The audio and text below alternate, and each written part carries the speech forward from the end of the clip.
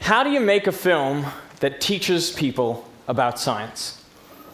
I think it's an important question, and I think it's a timely question, given that, well, video is exploding everywhere on the internet, and there are new initiatives popping up like TED Ed. Now, this question, how do you make a film that effectively teaches someone something about science, that was the topic of my PhD. So I'd like to tell you what I found out. I went to the University of Sydney, and I took all the first-year physics students, and I tried to teach them about the basic laws of motion, Newton's first and second laws. So I sent them away to their homes, and I asked them to go online and sit a 26-question multiple-choice test. Here's a sample question, just so you get a feel for what I was asking them. Imagine a basketball player shooting from the free throw line.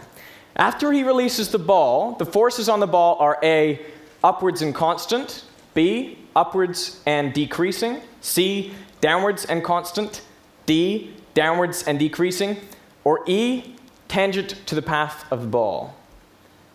I want you to take a minute and think about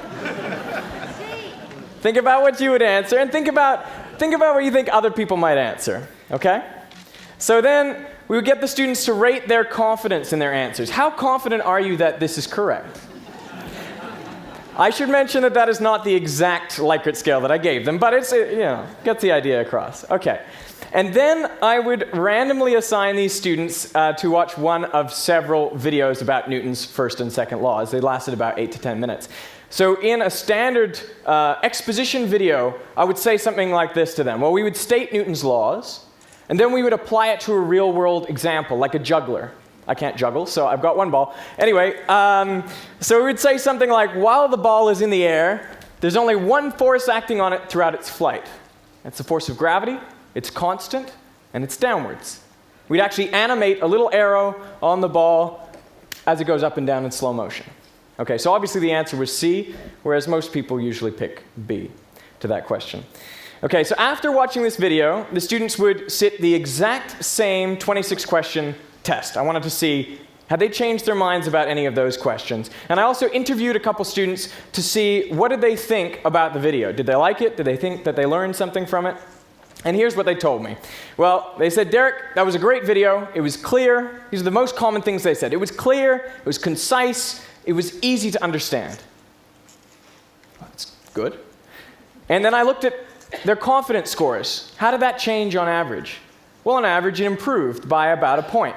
Okay, everything's looking good, but how much did they learn? Well, on the pre-test, they scored 6 out of 26. And I can tell you there were basically direct answers to at least 14 of those questions, but how much did they pick up? The average on the post-test was 6.3. What happened? They thought they learned, but their scores didn't change. Well, one of the students told me, in the video it said, the ball is slowly decreasing in force. They thought there was some upward force in the ball, and they thought that was presented to them. They couldn't even correctly remember what was presented 5 minutes earlier. And I had sat in the room with them, and they watched the video. The thing is, in science, students don't know nothing about what we're trying to teach them. They actually know lots of things through their interaction with the world. It just turns out that these things are wrong, scientifically speaking. So when you present something, the student thinks they already know it, and they don't really pay utmost attention. They don't realize that what's being presented differs from their prior knowledge, and they just get more confident in those things that they were thinking beforehand. So actually, a clear expository summary is worse than no instruction at all. I mean that very seriously. So how do you get students to engage? Well, I tried a different approach. I put 2 people in a video, and I got one to voice the common misconceptions. And then the tutor would kind of indicate, okay, that's not quite right, and they would work it out through a social dialogue. But I mean, we would even animate the misconception on the ball without telling anyone it was a misconception. They had to work that out through the social interaction.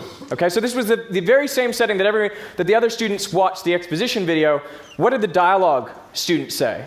Well, no one told me that it was clear. No one told me it was concise. No one said it was easy to understand. In fact, most of the time, they told me it was confusing. Man, maybe this backfired. So how'd they go on the post-test? Well, their scores nearly doubled to 11 out of 26. Okay, it's not 26 out of 26, but it's a start. And what was the difference? Well, after the video, I asked students to rate their mental effort. How much mental effort did you expend while watching that video? And the students who watched the dialogue invested significantly more mental effort in engaging with that presentation than students who saw only an expository summary. So to me, there's a really important message there. Depending on how you present, you can change how your audience watches, and thereby how much they learn. And I'm now applying this. I've got a YouTube channel, it's called Veritasium. And I've made nearly 100 films which have been seen over 4.5 million times throughout the world. And you know, you always have to start with the misconceptions. Thank you.